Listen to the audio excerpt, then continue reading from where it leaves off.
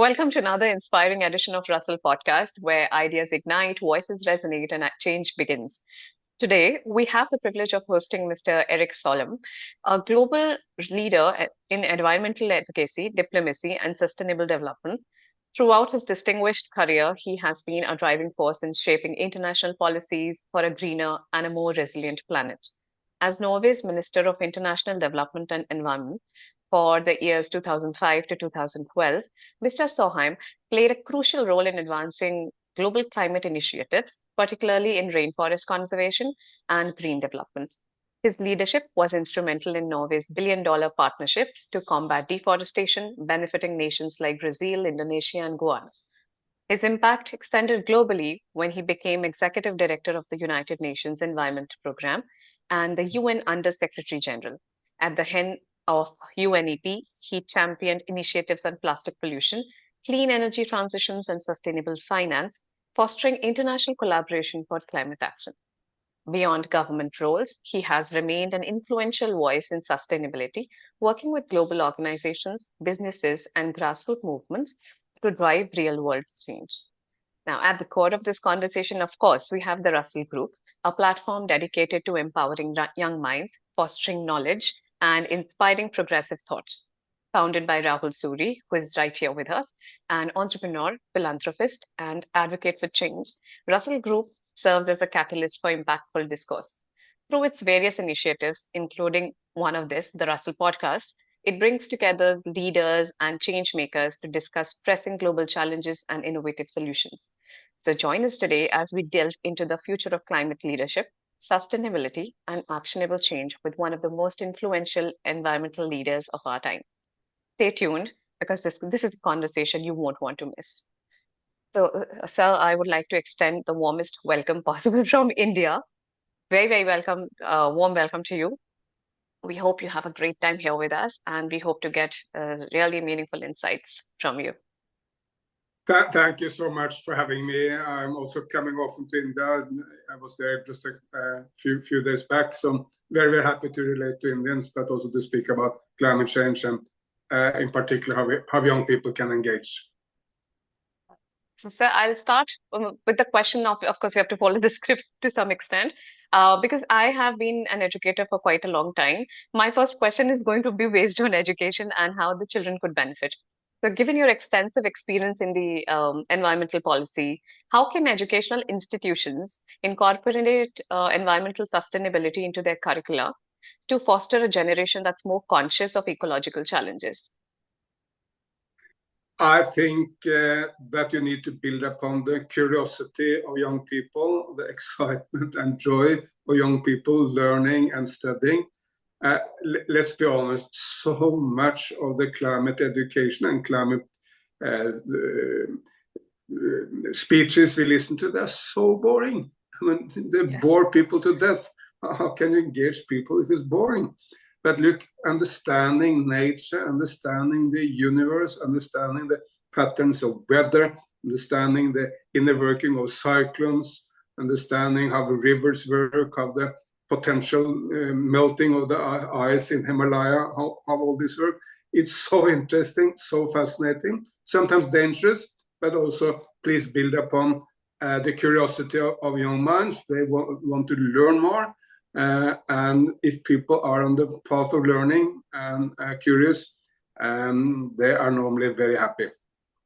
Yes, right. I totally agree with you. I teach English and I have been teaching this Greta Thunberg speech. And it is, as a teacher, I find it so boring to tell the students to identify the elements of persuasion and then try to emulate the same speech. But I'm so glad that we are talking about this, and you have been so frank to say that speeches are boring, and it's more about the application part. If a child understands how nature works, there's a possibility that they can engage in efforts to safeguard and salvage nature. Thank you for this response. Absolutely. If you allow me to interrupt you one, I mean, I attend a huge amount of global conferences in the UN and other places. Some people come up to have a PowerPoint presentation and the number of acronyms, incredibly boring. No one can understand it. I cannot understand it. And if I cannot understand it, I'm pretty confident that the rest of the audience cannot understand it either. But still, they just go on and boring people to death, and of course no one will take action based on being bored. So please make it fascinating, interesting, and build upon the curiosity, and then I'm sure many people will come on board. Yes, absolutely right. So, do you think, sir, on that note, now that the presentations and the speeches are out of question, do you think there is a significant role that literature and books play in raising awareness about environmental issues? Would you suggest picking up a particular sort of book and making it like a rote learning method for students, or how else do you suggest that multimedia can be used to instigate their brain cells? Well, obviously, to take the right action, we need knowledge. You should not just act out of the blue. And if you want to act in a scientific way, you need knowledge. So everything should be built on knowledge, just that knowledge is not boring. Knowledge is absolutely fascinating. And we have many great people to look to. As an example, the British TV presenter, Mr. Attenborough, he has made any number of films which make nature so exciting, so interesting. It's also wonderfully beautiful that you understand the inner working of nature. Quite recently, I read a book about octopuses. It was enormously fascinating. Because this animal is probably next to the humans, the most intelligent animal which exists. We humans tend to believe that if another animal is intelligent, is those closest to us. The monkeys must be the second most intelligent animal, because they're just like us, they're just at least nearly like us. But octopuses are probably much more intelligent than monkeys, except because they live in a very different nature. And that may give you the thought that if there is life on other planets, well, it may not necessarily look like humans. It cannot develop in a completely different fashion and still be very intelligent. So this is so fascinating, but just one small aspect of nature, making it interesting, fascinating. I loved it, and I'm sure so many people will also love to read such a book. That's a new fact for me as well. It's interesting to know. I never knew that octopuses could possess that kind of intellect. That's actually a good strategy. So, Sam, if I may, shall I ask you this question? When did this when was this idea put into your head like a seed? When you were younger, or maybe when you were a teenager? Was there a factor, a governing or a pivotal factor that possibly directed your line of thought towards environment conservation? Or, Yes, or I was think there? there was. Oh, yeah. I think there was one factor which really brought me into environmentalism, and that was when I was a kid. We spent all our holidays up in the Norwegian mountains. And the mountains are very beautiful. And there are a number of animals there, and there are, of course, sheep, goats, and cows. So we were following these cows, so we were looking at them, and I had a favorite cow which I really loved. But there are also moose, foxes, hares, and many other animals. So that every summer, being there for maybe 5-6 weeks with my mother, that stimulated this interest in nature. And later, when I came into politics and became a student, etc., I kept that very strong desire to protect nature. And I believe that every human person deep down has a love for nature, for your home village. If you're Indian, for the deserts of Rajasthan, or for the mountains of Himalayas, or for the rice paddies of Andhra Pradesh, or for the tiger reserves of Madhya Pradesh. There's so much, or for the local parks in the city we are living. Every human being has that deep love for nature, and we should build upon that when we make a global environmentalist movement, rather than trying to scare people or condemn people into action. So, sir, this the new ruling that Norway being the only country making deforestation illegal now. Has this been in the pipeline for quite some time, or is this a new proposition after looking at the climate destruction and the ecological disturbance that's happening? Norway is hardly a front runner when it comes to protection of forests. We claim biggest success in the last few years is Indonesia. Indonesia is the second largest rainforest nation in the world. and they have brought deforestation down to zero. Fantastic. I mean, it's because of good policies from the government of President Jokowi and now Prabowo, and because of the big business of Indonesia, understanding there's no need to destroy forests to keep and to create jobs and prosperity. So that's a resounding success. But look, in India, there are also quite a lot of good happening. In the state of Telangana has increased its tree cover by 7% recently because the chief minister was really dedicated to this proposition. Tamil Nadu has declared a lot of new reserves and doing very well in protecting the mangroves. The former chief minister, Mr. Chauhan of Madhya Pradesh, he was planting one tree every day. Well, that created quite a substantial forest in Bhopal just after him, but of course inspired maybe 80 million people in the state of Madhya Pradesh to plant trees. So let's build upon all these success stories, and we have some success stories in Norway, but Indonesia is a much bigger one. And what we can see all over India with the dedicated government leaders and activists acting. Okay.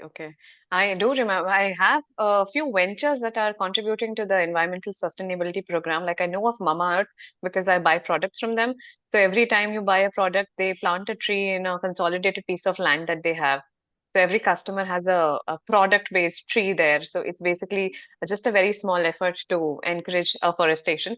So this is one example that I know of. And in the school, kids come up with a lot of other examples, which we only read.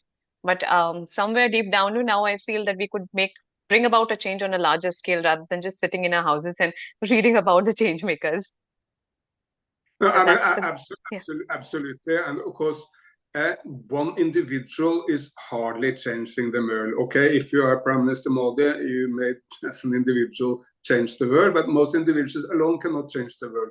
But if you're part of a larger movement, that hundreds, thousands, millions of people are doing the same, you are planting trees, but you're inspiring other people to plant trees also, then it makes an enormous change. And that's how change is happening in every society. Lots of people moving in the same direction at the same time. And of course, if you want to learn, reading books is good, watching films at the internet is also good. But if you can also combine it with practice, say you read about trees, but you also plant the trees, it's even much stronger. That makes so much sense, yes. So, sir, throughout your career, you have navigated political landscapes from Norwegian politics to international diplomacy. What are the key lessons that you have learned about building consensus? Because when you say that we have to reach out for more people, and it should be like a chain reaction. The whole idea of people becoming eager to contribute to the environmental sustainability overall program is getting their consensus on this and having that same kind of enthusiasm to run this campaign. So, are there any key lessons that you have learned about building consensus and driving change in environments when interests often conflict? Absolutely, and I think there are many lessons, but the number one lesson is you need to have a can-do attitude. There are solutions, not just problems. Look, a few weeks ago, I listened to Prime Minister Modi in the city of Bhopal. He spoke for 1 hour about the environment, but there was nothing about the problems, not one sentence about the horrors of climate change or destruction of nature. It was all about the solutions, how India can grow the economy of the state of Madhya Pradesh, where Bhopal is located, can have enormous success, bring everyone out of poverty, create a large middle class, but doing it by going green, getting rich, and doing good for nature all the same, by solar energy, by hydropower, by windmills, by creating tourist attractions like tiger reserves where people want to come, but you protect the nature and create jobs all the same. So that can-do atmosphere, I think, is absolutely essential. If you look outside India, without any comparison, the most successful nation in the world on the environment now is China. China is 60% of all solar, wind, hydropower, high-speed rail, metros, whatever you can count, and also by far the largest tree planter in the world. And that's not because the Chinese are bigger environmentalists than the Indians or the Europeans or anyone else, but it's because they understand that going green and going prosperous can be the same. There's no contradiction. You do well for the nation, for the economy, and doing well for the Mother Earth at the same time. So I'm a very, very strong advocate of this can-do atmosphere. And do not run around just announcing problems, but look for the solutions. I really like that because that's something that I resonate with, and it is something to learn as well to opt for the solution rather than making people count the problems. So of course, and this another line of thought that you mentioned, that economy, the progress can go hand in hand with opting for sustainable approaches. That's also something that has to be, I think, spoken about more often to people of all the generations, because there I think is the major conflict when we are talking about educational institutions. Students wonder what they can do at their level because maybe their parents are not interested in giving them that kind of platform or exposure. And then there are teachers who consider this only their job to advocate environmental sustainability and then just get done with it.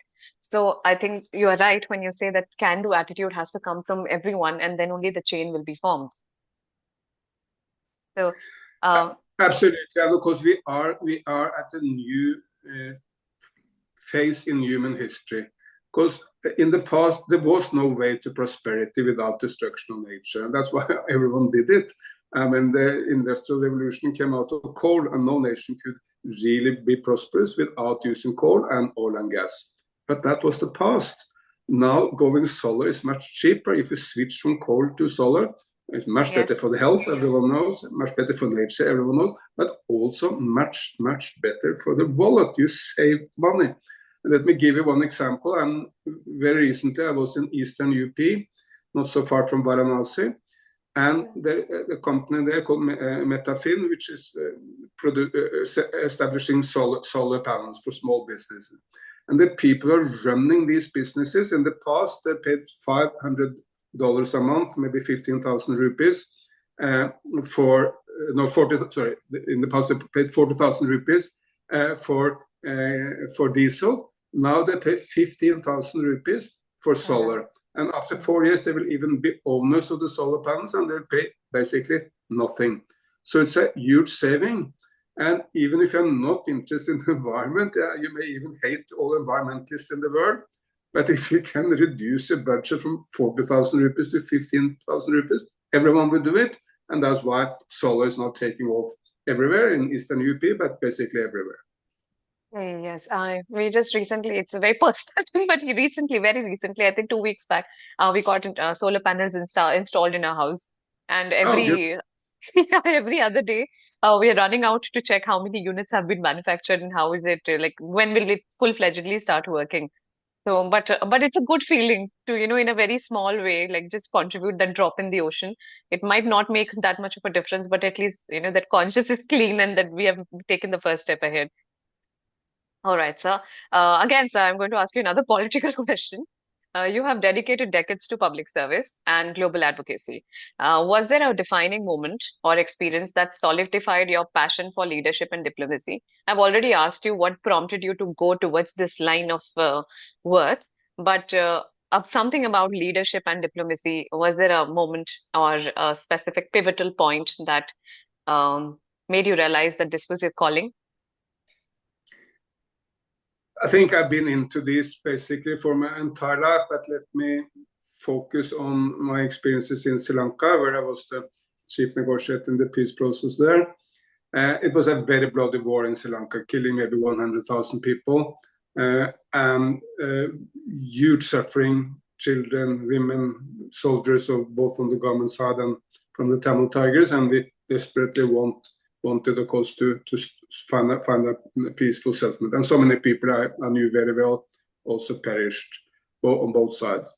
But the key lesson is you need to look for compromises. That is very important in all of life, in my view. Even in the family. Think of a family where there is no compromise. Father deciding everything, what you will eat for dinner every day, what you will do for leisure time, what TV programs you will watch, where you will go for holiday, where the young people will study. If you have such a family, it can never work. There must be compromise between the man and the wife, and even the children and the grandparents. There must be compromise in the family. That applies to every society. But in wars, some people say, "Oh no, the compromise is very dangerous. I need to get it 100% my way." But that's very, very, very bad. and this desire to speak about compromise, understand that compromise is the glue of human life. That is so important, and that probably was my main lessons learned from Sri Lanka. If there had been more ability for compromise, the war could have been avoided, or at least it could have been much, much shorter, and thousands of people are now dead, would still have been alive. Oh, yes. Well, speaking of the kind of situations that you have been facing, you just quoted an example from Sri Lanka, which was very different from what we have been talking about. The entire dynamics of the conversation for a moment dipped. So, how do you manage to keep yourself adaptable in such fast evolving fields? You know, we can't predict when war can happen or when there's something good happening. We already have like every other day on the news, there are countries fighting, and then as leaders, you have to adapt to such situations, make sensible and productive decisions. So, is there a key that you could possibly help us understand to stay adaptable, stay focused at the same time, not lose out on our moral and ethical values? I think maybe to always look for the solutions. There are many problems in the world. No individual can solve all of them. If you allow them to overwhelm you, you will not really be helpful. So wherever there's a conflict, then look for the solutions. Look for the solutions in your neighborhood, at your school, in your community, where you may have direct influence, but also if you read about, say, the war in Ukraine or the war in the Middle East, look for the solutions. And there can be no total victory for either Russia or Ukraine, nor can there be total victory for either Israel or the Palestinians. On the compromises, on the solutions can solve the problem. So have the focus on the solutions and try to mobilize people to support solutions. Okay. So, last question from my end, but we can keep the conversation going, I promise. What is the advice that you would give to students and young professionals? And trust me, this is like one scripted question that has to come in order to conclude this podcast. What advice would you give to students and young professionals aspiring to contribute to environmental policy and sustainable development? I will give the advice to follow your passions. There are so many ways you can help. If you are dedicated to science, follow that passion. If you're more dedicated to arts or to politics, follow that passion. There are so many. If you really want to go into business, follow that passion and make it a tool for green transformation. And then look into all these small ways where you can be part of a bigger movement. We discussed planting trees. Well, plant trees and inspire other people to do it. Avoid all the plastic. Drink from normal cups. I mean, why can't we drink a cup of tea or coffee from a normal cup? Do we really need a straw? If it's a straw, can get some which one made from bamboo. Use your social media platforms, and basically every young person in the world is now on social media. Use it to highlight what you are doing for the environment or for others, and if you see neighbors or other students doing it, well, highlight that. But if you see something happening in America, China, or somewhere else, highlight that also. So you are part of a big movement for a better world. And demand solar panels. I mean, every university in the world should have solar panels on the roofs. Even in the villages, there can be solar panels. Prime Minister Modi just launched a scheme for 10 million houses in India with solar panels. Well, look for how that scheme can be taken to a building near you. So there are all these small steps which by themselves are not transforming the world, but when it comes to a critical mass of many people acting, then it is transforming the world. Yes, so you're right. So I'm just going to wrap up in the way because I want it as a recap for myself because I'm going to use this information. It's always good to learn about specific approaches. And like you mentioned, each of us should have this can-do attitude. And it's right that not small changes are not going to bring about a big transformation, but you were absolutely fantastic when you suggested that this is like a chain reaction. We've all learned about the kindness chain, but this is more like showing gratitude towards nature, showing gratitude towards planet Earth, and then one person mobilizing the other and urging people to take up some sort of actions and bringing the world together in this overall endeavor, protecting our planet. At the same time, I also liked the idea of finding solutions rather than counting problems and making people aware of what is going wrong. It would be wiser to talk about the possible solutions, and solutions can be anywhere. It could be in the neighborhood, like you said, but we need to have that kind of risk taking and I can also say guts to stand up for that one solution that's not going to have consensus of everyone, but at the same time, reach out to more people and advocate cooperation from all rather than trying to become one trailblazer alone in the field and trying to bring about a change in this massive world. So, sir, thank you so much for this insightful session. And it's been our honor, truly our honor, to have you as our guest. And I think this has been one of my career highlights to talk to you. And of course, I think Rahul's also. So, thank you so much for being here.